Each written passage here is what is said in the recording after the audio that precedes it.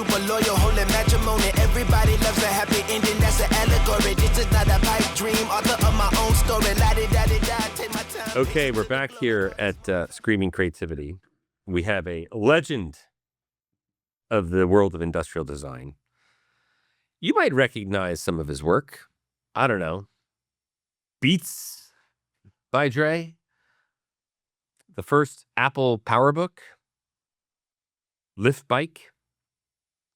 The cash register, the square stand cash register that you see pretty much everywhere in the world, I would say. Every coffee shop you go into. Every coffee shop you go into. He's also the founder and partner of Ammunition Design Group and has a great first name. Please welcome Robert Brunner to Screaming Creativity. Robert, welcome. Thank you, Robert, very much. Yeah. Fantastic intro.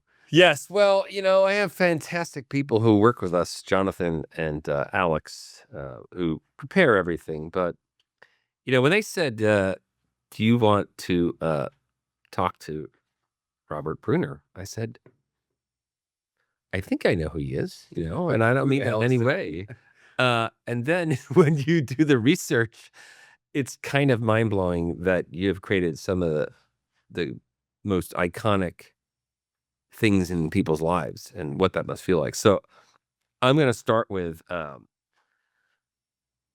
Apple and the PowerBook and just Steve Jobs. I think he's still one of those people in our history that is a mystery. And though you've heard some people talk, but to have been a part of creating arguably the or one of the most iconic things in the history of Apple, a company that has changed the course of history. You know, what was that like? What was it like being in a room with Steve Jobs for the first time? Well, I've never been in a room with Steve Jobs. How is that possible? One of I have lots of, my running jokes and cans, but one is that I was between jobs. In that Steve left shortly before I came to Apple, and then returned shortly after I left Apple. So I was in this sort of interim period of the Jobs legacy. And you never had a chance to meet him after at a cocktail party or a yoga retreat? No, I think one time I passed him going down the freeway on Highway 280 in his big Mercedes. And you're like, PowerBook, that's me. Look. No, I mean, what my favorite story about that is that, I did an enormous amount of work for almost 20 years on Beats by Dr. Dre, and Jimmy Iovine, was an amazing partner, friend, mentor. And he told me the story that after we launched the first studio, he had a meeting with Steve and showed it to him, and Steve liked it. And Jimmy asked, what he felt about my time that I was at Apple. And Steve said, what Jimmy said, and Steve said, quote, "He didn't do too badly." Which I took as a compliment, really. Yeah.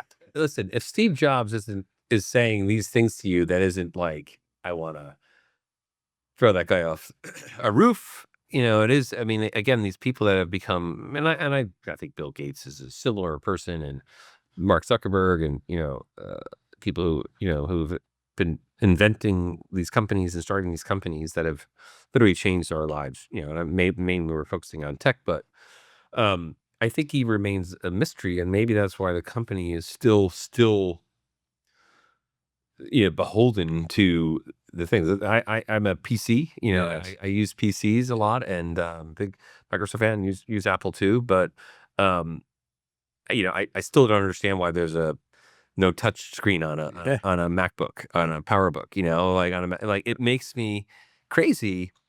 But when people say, well, Steve never wanted it that way, Yeah. and Steve's been gone for some time. So why do you think something like a $5,000 machine, the PowerBook, the MacBook, Sure. Which obviously has the ability to design it with a touchscreen, because you have iPhone, you have iPad. Why do you think it's still being held hostage from the touchscreen world? Yeah, I think, there's a lot of reasons for that. I think, and some have to do with integration of software and all that stuff. But I think what Steve was very, very clear about and remains in the Apple culture is the notion of clarity and simplicity on what something is, and keeping it as focused as you can, right? And the more you try and build a product that does a lot of different things, it starts doing none of them well. Right? So I think it's sort of very much, this is what this product is about. This is what it does. This is a Mac, and this is how a Mac operates. This is an iPad, and this is an iPad, how it's operate. They have different things going on, and so it's staying very clear and focused. I mean, I feel like you're an Apple stockholder. I mean, that kind of answer, I understand, but it's also, but innovation, like sometimes changes the outlook someone might have, or a CEO of a company might have, because, when you see kids and young kids who are, trying to touch the screen on it, you're like, okay, well, they've been brought up in a different culture and it's such an easy way to do it. But again, I've lost this argument with many people who own Macs. I'll give you another example of what I mean. So I worked on the first Kindle for Amazon and helped develop it. And, there was a lot of... That's not in the Kindle is not in the bio. There was another amazing product. There was a lot of argument about having a keyboard, right? Because, a keyboard is a productivity thing, not a reading thing. But to Jeff Bezos, search was so much a part of the Amazon experience that had to do it. And, getting the technology, e-ink at that time, the display technology was too slow to support it, virtual keyboard and so forth. But we got to the point, okay, we're going to do the keyboard. We did it.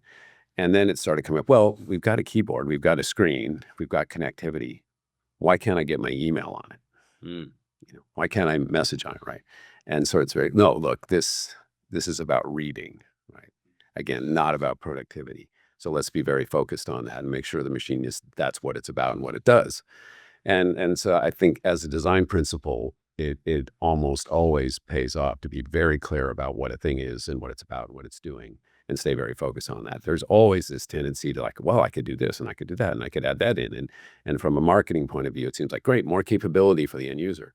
But you get to this point where, and then you look at it and go, well, what the fuck is this thing? Yeah. So, well, that's a productivity thing, and a use case versus a functionality is what I'm pushing at, of when a superior product, or one of the most superior products out there, has the ability to have something that seemingly seems more functional, but as a designer, to be able to touch a screen, is that important or not to be important? If you, as an industrial designer, I'm sure you've designed many things on a computer. Would it have been helpful to be able to touch the screen, to move just with your finger, just simple to do that? Or we're really splitting hairs. Yeah, I know. An hour later, we're still arguing. Yes, of course it does. It makes me crazy. Well, how did you get it? I mean, no one wakes up and says, I want to be an industrial designer, right? Yeah. You woke up, one day and obviously that became your passion. But how do you go from, a little kid, growing up in California? Is that yes? Growing up in California to designing some of the greatest products in history of man? That's actually a fun story. And interesting. We were hoping that was going to be fun. And as you get older, you have this ability to look back through the lens of time and say, oh yeah, no, that makes sense. So I was raised in a creative family. At the time, I didn't understand that. My father was a very talented and accomplished engineer, and he invented much of the technology in the first disk drives at IBM. And my father worked for IBM for 40 years. And so he was an inventor. He was a tinkerer. He made stuff. He built 2 boats in our driveway, and it's kind of what I grew up with. My mother was, when they met, she was actually a model, but then, as they married and had kids, she became, in addition to a homemaker, a craftsperson, an artist, an entrepreneur. She was always doing something, whether it was like Mary Kay Cosmetics or whatever. She was always doing something. Hustler. And that's what I grew up in. And our house was furnished with teak mid-century modern Danish furniture. My mother was from a Danish family. And, I thought it was a little weird because all my friends in very different homes, but that's just the way it was. But that was the environment that I grew up. It was actually, the house was like project-based. Everything was a project. What did it not only have, say, mid-century Danish furniture, was it also like well thought out, designed as or was it one of those people would come over like, wow, what a cool home? Or was it just you had all this stuff around? No, it was cool. It wasn't like, modernist or minimalist or anything like that. It was warm and it was engaging, Yeah. but it was very considered. Yeah. Right? And everything from the furniture to the rugs to the art, everything was considered. And again, I go over to my friend's house with overstuffed sofas and rattan or whatever, and I think, oh, this is fine, but it's not like my house. Park lounge. Yeah. But that's what I grew up in. And again, it just was what it was. I went to high school. You get to the end of high school, right? And you go see this guidance counselor, and he, some person who knows nothing about you, Yeah. and looks at your transcripts and says, "You're good in science and math, and I understand your father's an engineer. You're an engineer, right?" I said, "Okay, all right." And didn't look at my how well I did in art, Yeah. or shop class, or all the things where I really excelled. Didn't matter. That was sort of an indictment of our education system, that even isn't even considered as a potential career path. So I went on to study engineering at San Jose State University for a year. My dad was overjoyed. I hated it. I just was not resonating with me. It's sort of like, here's a problem. Here's some books. Go find the solution. Yeah. Do it. And so I decided one day, you know what, and also I was the youngest of three, and my siblings were quite a bit older and out of the house, and my parents were very busy, so I had a lot of time to myself, and I would build bikes, and I'd build car models, and I started drawing and painting like my mom and doing all this stuff, and just because I loved it and it was fun, and I had a lot of time to myself. So anyway, I decided this engineering thing isn't for me. I'm going to go over to the art building. I've heard about this thing called graphic design. I think it's some form of commercial art. Maybe I could do that.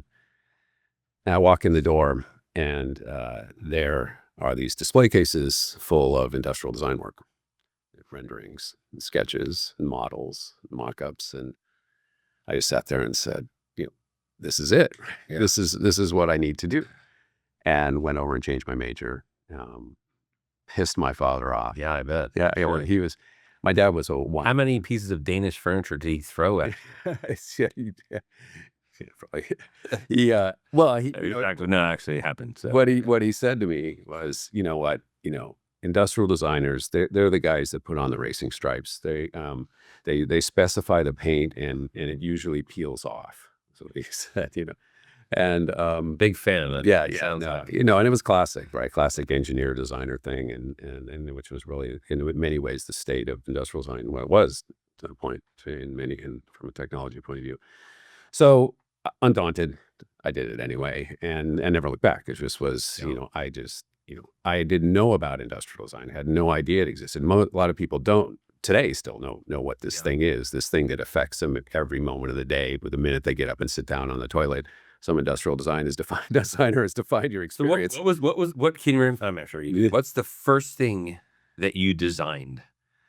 The first thing you designed, and maybe the first thing you designed that actually got out into the world. Well, the first thing, first thing I did a lot of things in school, right? I remember working on a little heater and stuff, but my senior project was doing this medical product. It was really an invention of this portable blood pump for IV use in emergency situations, right? Just, I don't know how I came up with this thing. He comes up with this in high school. I was like, No, this was a meet that girl. This was in college.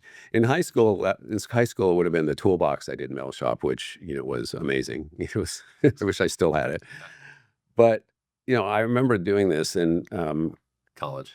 Yeah, and I did this project, my senior project, and I was a little unusual in college. This is at San Jose State University in Silicon Valley. Yeah.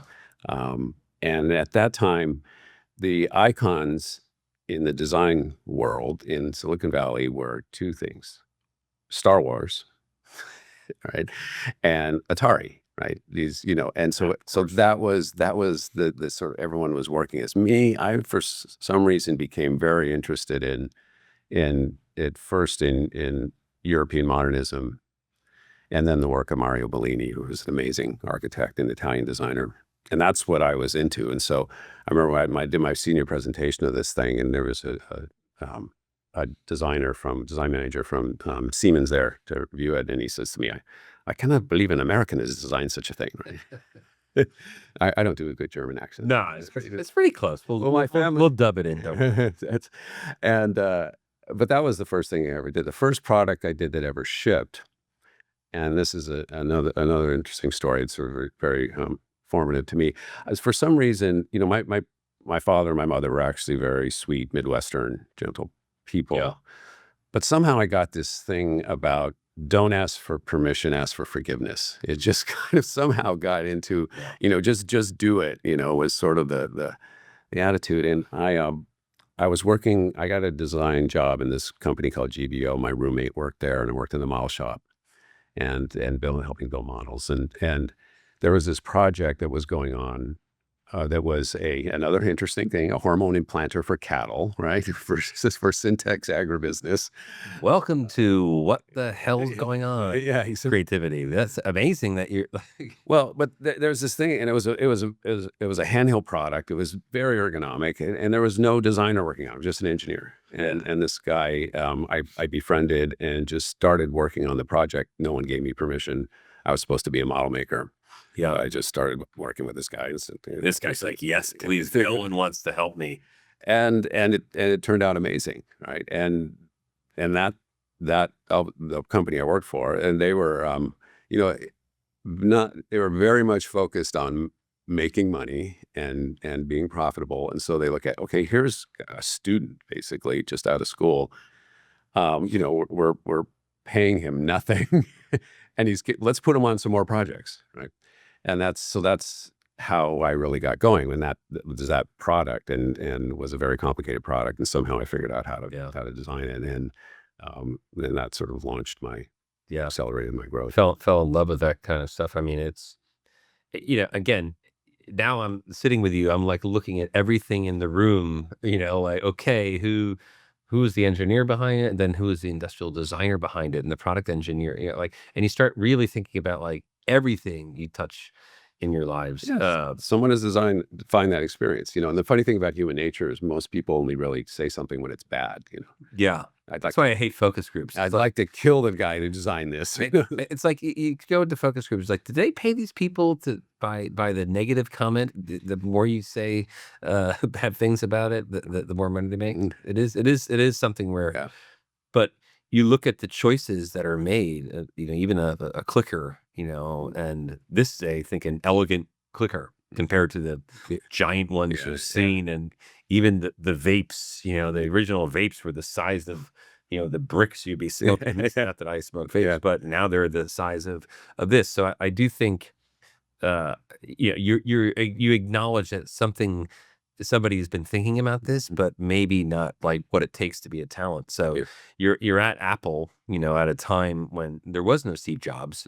Was there a focus on design still, or was like, who was holding everybody to task? And not only does this have to look beautiful, it has to function in a way that people will fall in love with it. Because they yes, they had great marketing, but in the end, like, it was the beauty and the functionality of the product. So like with Steve Jobs not there, like, who's directing you? Who's saying like, this is our mission?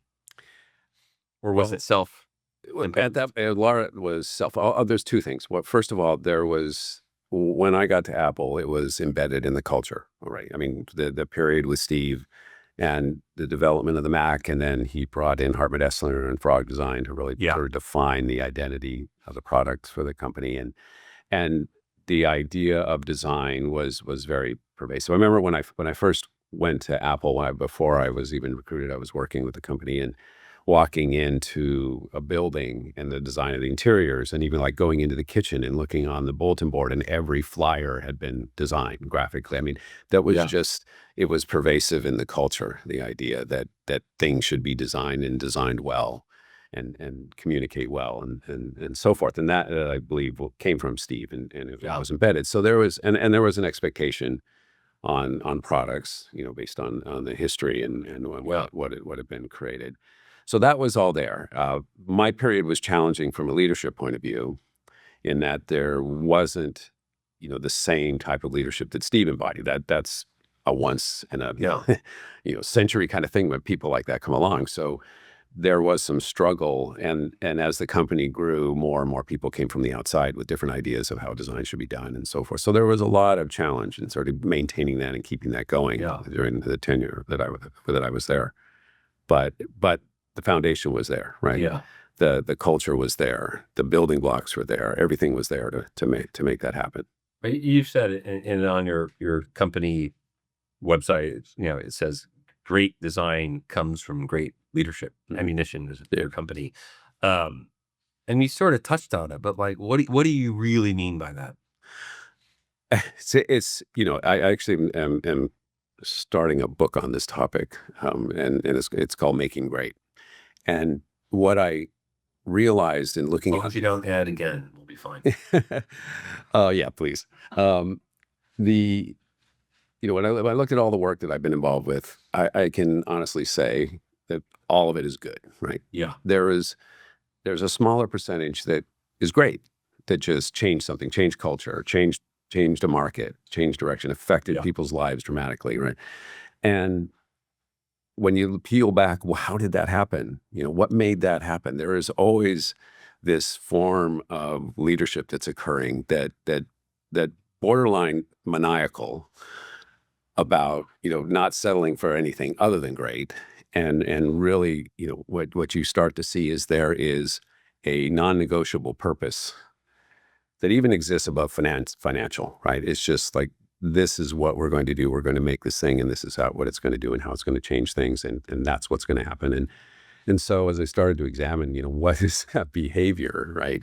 That happens that I try to embody, but then when you find a leader that has that, that's when things happen, right? And so really, getting this, so it's from good to great. Really, you can have everything. You can have the technology, you can have the market, you can have everything, but if you don't have that sort of vision and focus and commitment, it doesn't happen. Yeah, you say, you also say, there's 3 things great leaders know. I'm obsessed by leadership and what it takes, and but Steve Jobs, as amazing as he was, also was a flawed leader, aggressive and brutal. And maybe that's what it takes. And I even myself in a past, stage of my career was a hard leader, and I look back on it, and I went to coaching for it. I wouldn't have this job today, I don't think, if I had done the coaching, which is, can you be very good at your job and lead a company with, positivity and with kindness, but also like expectations. It's such a hard balance to do, especially now. I don't think Steve Jobs could get away with being Steve Jobs today in 2025. I mean, I think that times are changing, but there are so many successful companies that are finding a way to do it. There's still some people who probably operate in different ways. So what are the 3 things great leaders know? That's from a lecture I normally give, and it's not an exclusive list. It's sort of 3 things I talk about to help illustrate how design and leadership merge. Right? Yeah. And one I like to say is, technology enables, right? Technology is the foundation of creating something amazing, but design establishes, right?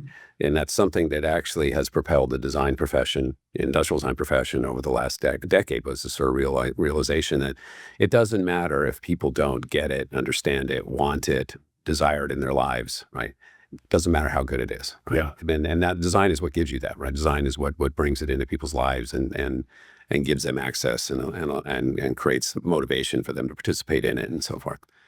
So that's one. The second one I like to say is it's the idea, not the object, right? And this is coming from a person who spends the majority of his time, obsessing about objects and how they look and how they're proportioned and how they're detailed and everything, getting that just right. But ultimately, the really successful things, there is an idea behind it. I like an example I like to give when I'm lecturing about this is, like, I tell people, take out your iPhone. Okay, now remove the Apple logo. Oh, Samsung. Now, take away the iOS interface. Take away the packaging you received it in. Take away your experience at the Apple store. Take away all that. What do you have? What's that in your hand? Well, it's a nice object. It's beautiful. It's immaculately detailed. Is it an iPhone? No, it is not, right? there's this pervasive idea that extends beyond that about design and integrity and connectivity and all these things that make up that device. And that's what I mean. It's like, okay, let's make a great object, but what's the idea and how is it going to be embodied? Love that. And the third thing is like, I always use a vehicle to talk about Beats, which is the idea of culture. And this is something I think Steve Jobs knew very well, that culture is where art and commerce meet. And that is something a lot of people don't understand, and the value and importance of understanding culture and where you sit in it. And Steve was a big proponent of the arts. He understood art, how important art was, right? And not just through design, you know, and it is a very human thing. And when you can, you know, merge that with commerce, you have this cultural accelerant that just drives things, right? And that's really what made Beats so powerful. Yeah, I mean, I say not necessarily similar, but you know, we were always fighting about whether advertising is art, and I'm like, no, it's commerce. That's why it's called starving artists. Yeah, we're artists, Yeah. but we use a tremendous amount of artistry. But in the end, we're trying to sell something. It's a product, a vision, a movement, you know, whatever it may be. We have to sell something. Yeah.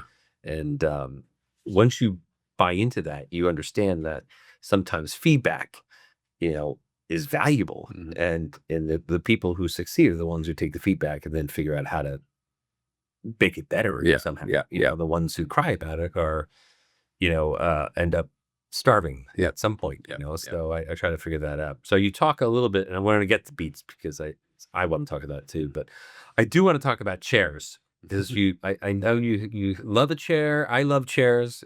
People hear me talk about chairs. I'm obsessed with mid-century chairs. That nothing's still been made better than the Swan chair, in my opinion. You know, form and function, and you know, it's still somehow we've evolved or devolved out of it. You know, like, what is your obsession with chairs? Have you designed a chair yourself?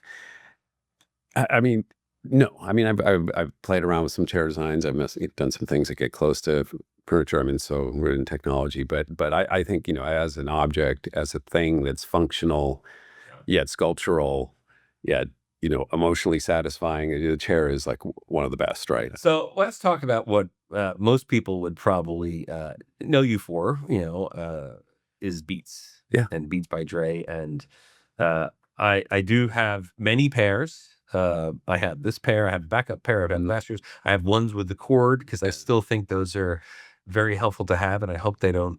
I hope they come back. I think they've been discontinued, or you can't find them as much as easy as these. Well, it's a really interesting that product is that you know, originally we designed it, you know, in the early part of Bluetooth headphones as a way to do a less expensive wireless earbud, right? So basically we put some of the hardware into the cord to keep the buds small, and we could have more space so the hardware could be less expensive, right? So you come up, but this cord thing of just having them hanging around your neck, it's like you have this like on-demand device. It's like those eyeglasses, but not people with those. But not as dorky. So.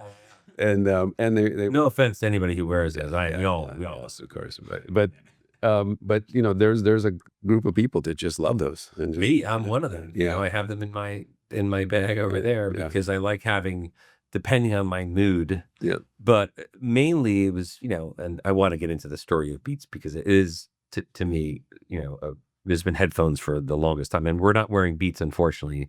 But we'll paint these. We'll Photoshop them in. It is something, you know, I remember when they came out and I was like, oh my God, I have to have these.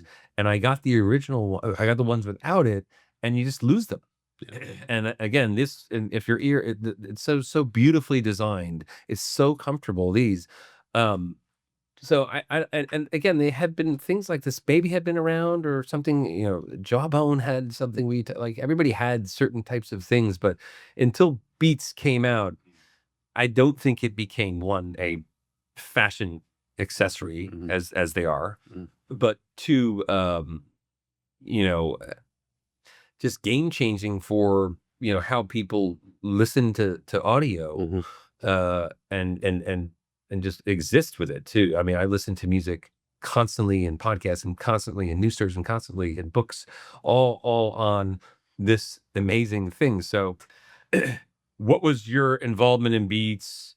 What's the story? What's the things people don't know about Beats? Jim, we've seen the documentaries of Jimmy Iovine and Dr. Dre, but like, what's the thing that stuff that no one knows? Oh boy. Well, how much time do we have? Yeah, I got involved at the beginning, and I was invited by an individual to this meeting with Jimmy and Dre and Luke Wood and some other Universal Music. Now, are you intimidated at this point? It was Jimmy Iovine, who, Yeah.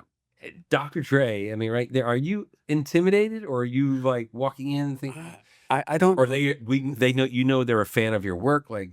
No, they weren't. They didn't know me. I was brought by this other guy, and I don't know if intimidated was the right word. I was of course a little bit in awe, a little bit like, okay, what am I doing here? Right? I'm like, Silicon Valley design nerd. Here I am sitting around a table with Dr. Dre and Jimmy Iovine, and but I thought it was just sounded like a lot of fun, right? Just the normal clients that I have, I go, okay, this is going to be amazing, and it was a roller coaster. It was amazing, but the thing that I think is really interesting about that meeting, and and I mentioned earlier this sort of non-negotiable purpose, right? And it came out right away, in that we started talking about and Jimmy. Jimmy's brilliant, just an incredible business mind and an amazing person. Really a pain in the ass, but yeah, the documentary he paints himself that way. Yeah, no, he wouldn't deny it right now. But there's I remember Dre made this comment, and we're talking about, okay, what was this about? What do you guys want to do? And he's like, people are not hearing my music. And we put that on the box, because and I said, well, what do you mean? He says, I spend all this time crafting music. Yeah. I mean, he'll put like a year into a single song. That's just how he is. And he said, and it goes out, and this is the best thing he said, and kids listen to it on those crappy white earbuds, which, it's funny because the crappy white earbud company bought them eventually, but yeah. And, and worked out for everybody. But what does it look? He and Jimmy said, we know how this music is supposed to sound. We made it. We know. We make the most of this music that goes out. We know how it's supposed to sound, and it's not sounding right, and we want to change that. And Jimmy was very passionate about the power of music and the effect that it has on people, and that it should be heard the way it was intended. And so that was what it was about, right? And of course, they wanted to make money and and Jimmy, what he saw was that there, for his audience, that he knows how to communicate with very well. There was no high performance audio brand. It just didn't exist. Bose is your dad's headphone, right? And so I was like, okay, great. We're going to go out and create that. And that was what basically it was the brief. And working with him was just like a breath of fresh air. I remember we went away for 2 weeks and came back with all these ideas for the identity. And that's the other thing in the first meeting. Dre says, and he's kind of sly, says, I have a name. It's okay. What's your name? What's the name? He says, people come to me for my beat. So that's what we're going to call it. Beats. And that was it. That was the naming. That was the naming study. Was by Dre part of it, or just Beats? That was Beats. I think it became Beats by Dr. Dre. And so we went away and started playing with this and came back and laid out this table. And that's a creative question in the process. Did that help knowing the name of the product, knowing it was going to be called Beats? Oh, yeah. Often products come up, it's like, we're going to call it the name. Yeah, no, it was just, and it sort of went to the way that this whole thing went. We got back with all our work, laid it out on the table. And usually, when you do that, especially with someone new, you go through this thing and you try and narrow it down, right? Let's get down to, we got like 15 ideas here. Let's try and get down to 3 or 4 that we all like and think will be good. And walk around the table, trying to explain each one. They're just like, are they in what are they in prototype? No, these were just renderings, drawings, model, no models at that point. And all of a sudden, Jimmy looks at one and says, that one. And I went, no, that one. get rid of that one, right? And he was right. And fortunately, it was the one I thought was the best idea too. So where was Dr. Dre? Was he? He's like, yeah, man, you know. The same thing with the identity, you know, the B and the circles, like that's it, you know. And for me, that was super refreshing. It's like, okay, these guys are very confident. They know what they want. We're not going to bullshit around. We're just gonna go for it. So that was how it started. And you know, the design idea was seemed very obvious to me at the time, but it was interesting that, you know, it's like, if you look, when I looked at headphones that were out there, like these ones that we're wearing, headphones are very difficult things to design. There's so many things going on with them there. They have, of course, acoustics, but comfort, adjustability, durability is really a big challenge with so much things, the way people treat them. It's just, there's a high list of requirements, which leads you to these very cost, and it leads in manufacturing, of course, and it leads you to these very complicated looking things, right? And that almost this sort of mechanical designs that people put on their heads. And I remember I had printed out some pictures of headphones, and there was this one, I think it was a Panasonic, it was very articulated, and I just drew a single line from ear to ear, and I said, wouldn't it be great if we could take all that and just clean it all up and make it very simple? And then what we did was we designed it on the head, right? We didn't, you know, sort of design something and later put it on people's heads. All our sketches, all our rendering. Do you have any of these sketches and renderings? Yeah, there's a few of them around. Yeah, because you're trying to find them and you can put it in. Because I think I want people to see the creativity that goes into, you know, this. Yeah. Well, so the thing about this, though, is that, and this is something about industrial design, which is like a law. It is one of those things that is really 10% inspiration and 90% perspiration, right? Mm-hmm. You have this idea, you do a little work on it, this is what we're going to do. And then you spend the next 1 to 3 years figuring out how to actually build it. And this was we're doing something that was very different, right? It's sort of, we basically, and how the whole mechanism worked, how it went into the headphone. And, you know, we came up with this shape, which was driven by the architecture of this sort of wide headband ending in this teardrop. And so going back to the sort of idea of culture and how it shows up, right? One thing, and I think the reasons what Jimmy saw with that design was what he saw, an icon, right? And an icon, the word iconic is overused. It's like, of course, you know, to any of these. But when you really break it down, what an icon is a representation. You know, it's a recognizable symbol that represents something. Yeah. And when done well, you know, it's something you can immediately grasp and see from a distance and say, okay, that's what that means. And what Jimmy wanted was that icon to put the meaning in. And when we did the headphone, every video that went out of Universal Music that it could be in, it was in. Whether it was in the background, whether it was in the forefront. He used to carry around a bag with headphones in it, and everybody he knew who was somebody, he took pictures of them wearing it. He just sort of began to build this cultural relevance around it. Yeah, and it, you know, the first couple quarters the product moved, it was doing all right, and then that all started to build, and it just went kaboom, you know. Yeah. And it's and it was brilliant. And what really did is, you know, he said this once to me that you know, the headphone is the star, and I'm gonna treat it like any star, whether it was Lady Gaga or this is the star, and this is what we're gonna. Well, you said icon, and you know, having worked at ACM, Chris Porter Bogusky, you know, Alex Bogusky and Andrew Keller used to say icon for up against other icons. Ooh. You know, and you know, you have this as an icon, but it was also, I think, connecting it to Dr. Dre, who is and was an icon at the time, like, to me, gave it a lot of legitimacy. And then when you had it on everybody, it's like, okay, we felt like these celebrities can choose anything they want, and they choose this because they're like everybody else. They want to listen to music. Yeah. So they're going to choose the best. Yeah. So, I mean, it sounds simple enough at the time, but it really started, you know, how celebrities or, you know, musicians, you know, or connect themselves to brands. It was sort of the first one where it's like, oh, this is Dre not only is a partner in it financially, he is the not necessarily the vision behind it, because you don't really know Jimmy. I've been behind the scenes. Yeah. You did, but like it was so out front without him having to be there, calling it Beats by Dre. Yeah. Gave you the okay. This guy has made some of the best music of all time. Mhm. He's not going to put his name on it, but you knew he was behind the actual creation of it. You weren't going to even question the quality of the sound. Mhm.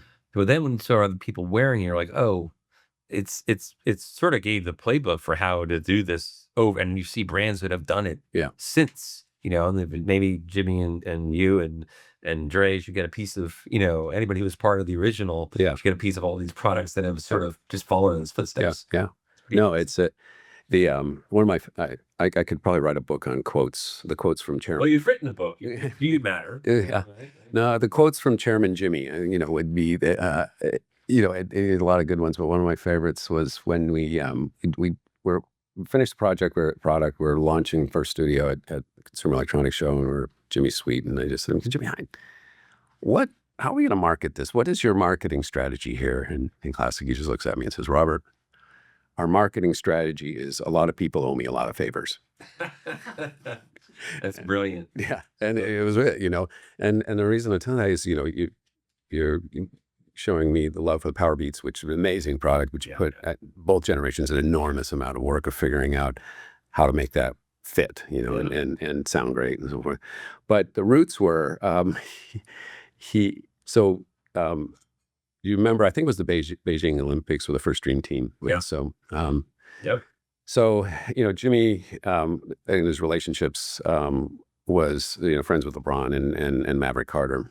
And like apparently, this is a story I heard, on the way literally to LAX, Maverick calls up Jimmy and says, you know, you get me like 12 pairs of Beats and I'll make sure the Dream Team is wearing them.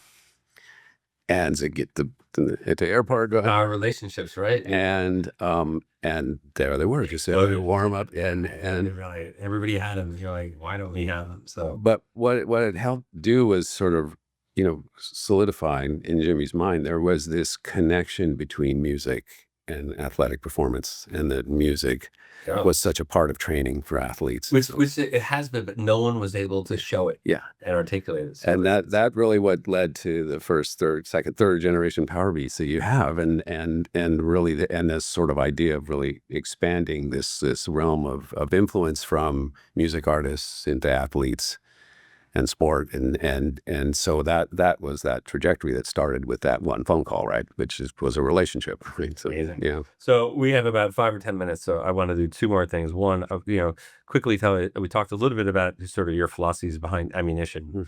You know, tell us about that, and then we have rapid fire, which is as part of the whole podcast. Yeah, ammunition. I was at Apple. I left Apple and went to Pentagram, which is a really highly regarded international design partnership. It was an amazing 10 years I spent there, and great relationships. I had dinner with Paula Scher last night, and but you know, I was there, and there was this thing happening in design that it was moving from, you know, industrial design had this trajectory of, you know, like I said, my father was a stylist, and then it was sort of became important from a corporate identity point of view. You know, have all your products look alike and nice, right? And then it became linked with innovation. Like, oh, we can use design to really create new ideas and new things. And about the time I was, you know, as I into Pentagram, this sort of shift started happening, really driven by Apple. That's sort of like, wait a minute, this industrial design thing is a core competency, right? You know, it should stand there with marketing and engineering and manufacturing, right? It should be as important. Yeah, was sort of, it was this, like, you feel this understanding happening in the business community, largely driven by the success of things with I in front of it. And you know, I'm just not in the right spot to do that. Well, Pentagram was amazing. I was like the only partner that really practiced what I practiced. And it was sort of like a boutique within the boutique. And it just wasn't quite, I wasn't gaining the momentum that I thought I needed to take advantage of what was happening. So I decided I'm gonna leave the partnership, which like nobody ever did. Usually you either were fired or died. That was the way you left Pentagram, and it would shock people, but they're supportive and understood it. And I, you know, wanted to found this studio which had product at the center, but really was multidisciplinary and about building all the things you need to do to make a great product, which is not just the object. I said there's so much more to it, and that's how it's founded. And the other aspect of it was I had this epiphany about the design business and I was part of it. It's like I was just happy to get a good project, and if I did, as long as I could get paid enough to pay my team and pay myself reasonably, I was fine. Yeah. And then I'd see this intellectual property we create go out and create enormous amount of value in the world. Oh, I know. I had to thinking, well, wait a minute. And I have friends who write a few lines of software, of code and retire, right? It's like, wait a minute, it's not right here.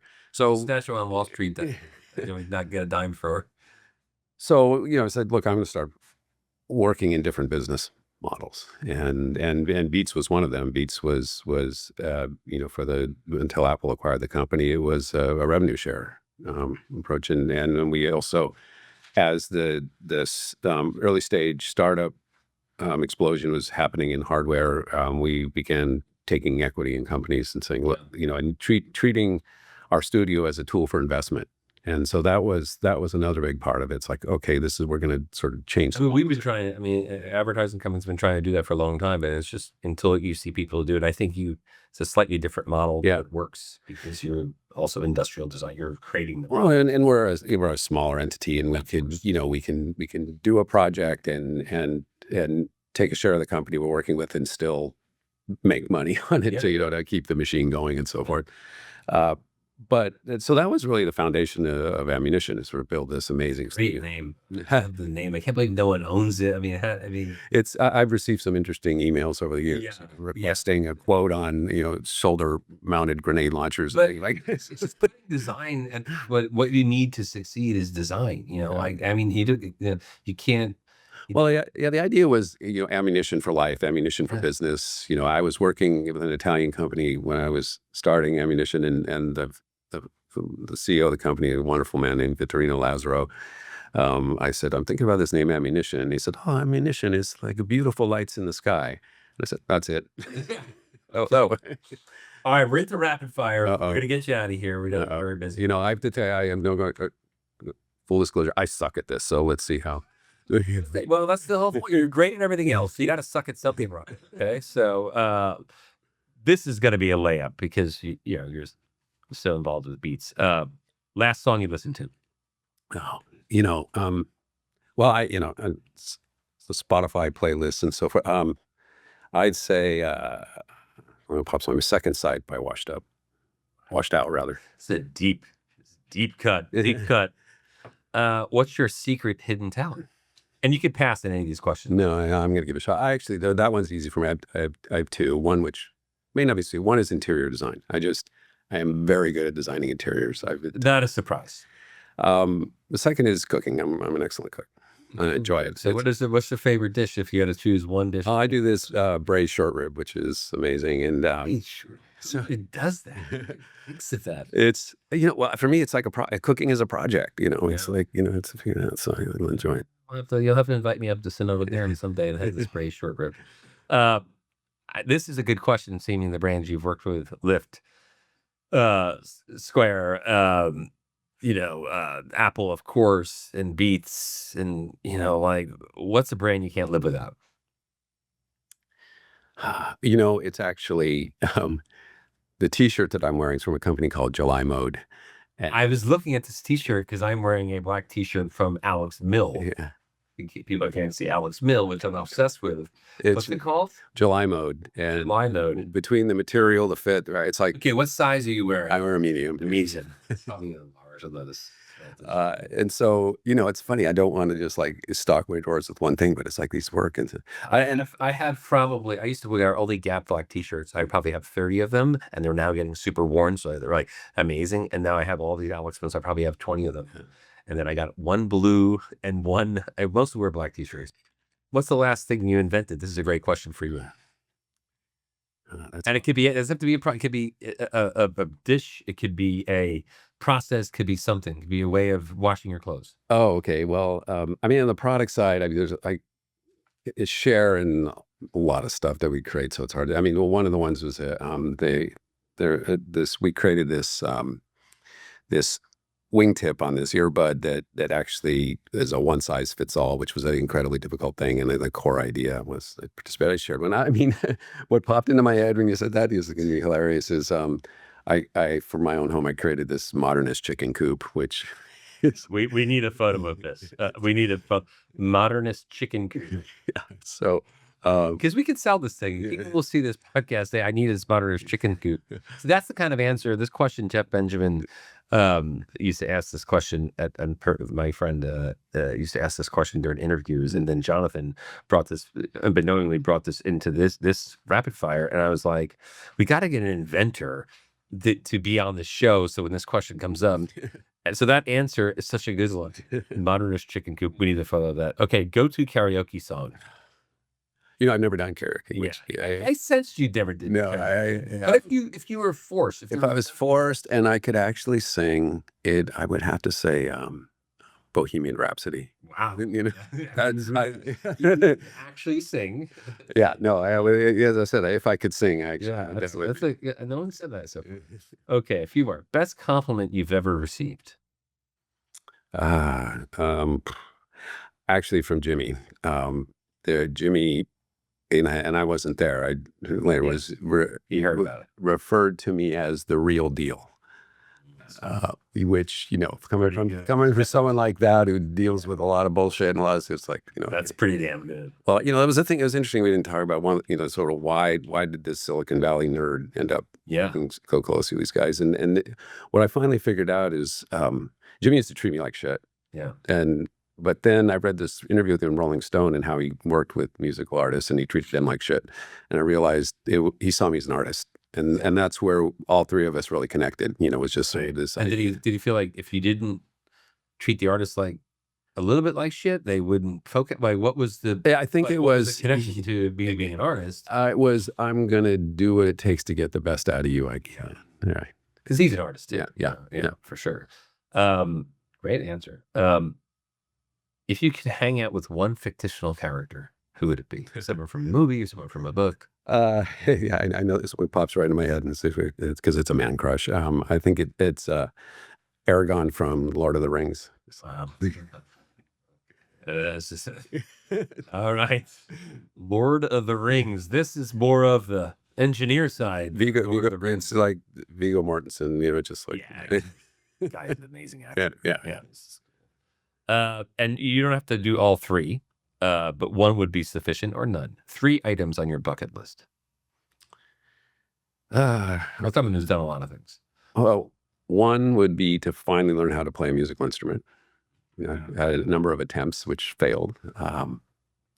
Back to the cooking, and I go to travel a lot, go to a lot of hotels, a lot of restaurants. I always walk away with that could have been better. So actually, I would love to start a restaurant or a small inn. I'd probably fail at it, but I think. Okay.